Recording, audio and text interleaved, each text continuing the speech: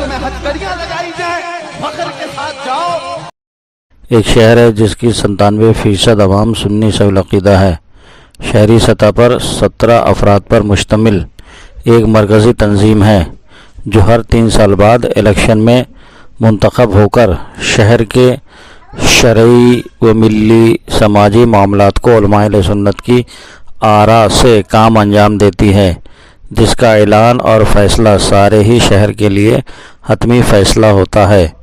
سارے مساجد جزوی طور پر اس تنظیم سے ملحق ہیں۔ دفتر نکاح بھی سارے مساجد کو اسی تنظیم سے حاصل کرنا ہوتا ہے۔ کسی کو اپنے ذاتی دفتر سے نکاح کی اجازت نہیں ہے۔ دریافت طلب امر یہ ہے کہ اس بار ایک ایسے شخص کو صدر منتخب کیا گیا جو معمولات اہل سنت پر عمل بھی کرتا ہے اور خود کو جماعت اسلامی کا فرد بھی کہتا ہے، تو ایسے شخص کی صدارت میں جبکہ 19 ممبران سنی صحیح العقیدہ ہیں۔ شہر کے شرعی معاملات کے حل کے لیے اس تنظیم کی کسی بھی نشست میں علماء اہل سنت کا جانا شرعاً کیسا ہے؟ نہ جانے کی صورت میں بد مذہبوں کی آراء سے شرعی معاملات حل ہونے کا یقین ہے۔ اگر شہر کے شرعی معاملات اس کے حل کے لیے علماء کا جانا اگر ناجائز ہے تو 19 ممبران جنہوں نے اسے صدر بنایا ان پر کیا شرعی حکم ہوگا؟ اس تنظیم کے ماتحت شہر کے 3 عیدگاہ 2 مسجد ہیں۔ ائمہ عیدگاہ و مسجد کا کیا حکم ہوگا جو ان کے حکم پر امام بنے؟ تنظیم کی مسجد کا امام اگر ان کی میٹنگ میں شریک ہو تو ان کے لیے کیا عذر شرعی ہوگا؟ علماء اہل سنت اس کشمکش میں ہیں کہ جائیں یا نہ جائیں۔ نہ جانے کی صورت میں شرعی معاملات میں بگاڑ، اس کا ذمہ دار کون؟ مفصل جواب عنایت فرما کر علماء اہل سنت کو مشکور و ممنون فرمائیں۔ من جانب علماء اہل سنت دامنگیرہ حق و ثواب، جماعت اسلامی ہو یا تبلیغی جماعت، وہابیوں اور ان میں بالخصوص دیوبندیوں کی پرانی روش یہی رہی ہے کہ خود کو اہل سنت کہتے ہیں اور اپنے معاملات کو اہل سنت و جماعت کے مطابق ظاہر و ثابت کرنے کی کوشش کرتے ہیں، تو یہ کوئی اچنبے کی بات نہیں کہ مذکور فی سوال صدر کے طور طریقے اور احوال بظاہر سنیوں جیسے معلوم ہوتے ہوں، لیکن جبکہ وہ جماعت اسلامی کا رکن اور اس کا ممبر ہے تو اسے وہابی ہی تصور کیا جائے گا۔ یا تو وہ جماعت اسلامی سے اپنی برات و بیزاری کا اعلان و اظہار کرے اور اس میں شرکت و شمولیت سے توبہ و رجوع کرے۔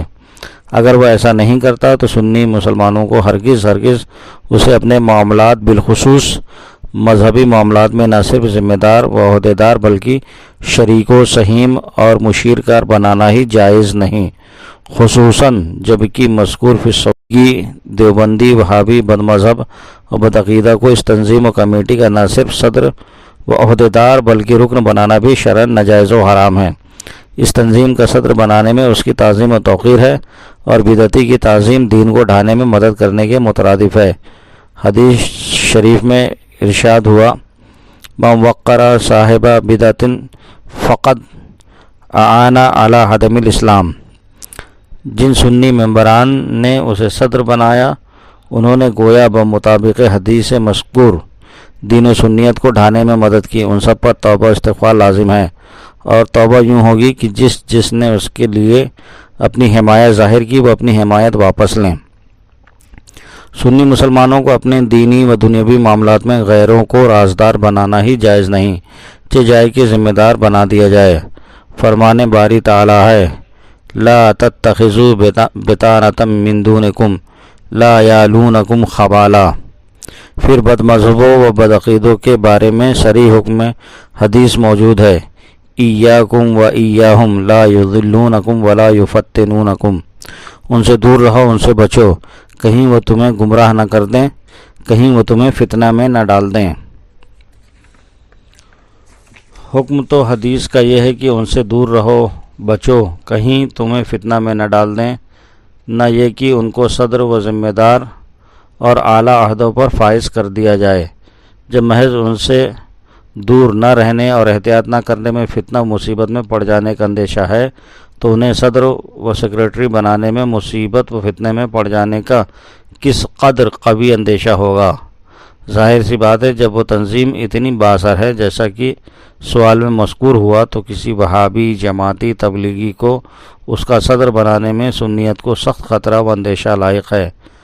بہرحال مسلمانوں پر لازم ہے کہ اسے صدارت سے معزول کر کے کسی سنی صحیح العقیدہ لائق و فائق اور متدین شخص کو صدر منتخب کریں، اور جب تک صدر سنی منتخب نہ ہو جائے یا موجودہ صدر ہی اپنی وہابیت یا جماعت اسلامی میں اپنی شرکت و شمولیت سے توبہ رجوع نہیں کر لیتا، سنی مسلمانوں کو اس تنظیم کا بائیکاٹ ہی کرنا چاہیے، اور اس تنظیم کے قائم کردہ ائمہ اگر سنی صحیح العقیدہ لائق امامت ہیں تو ان کی امامت درست ہے، واللہ تعالی عالم۔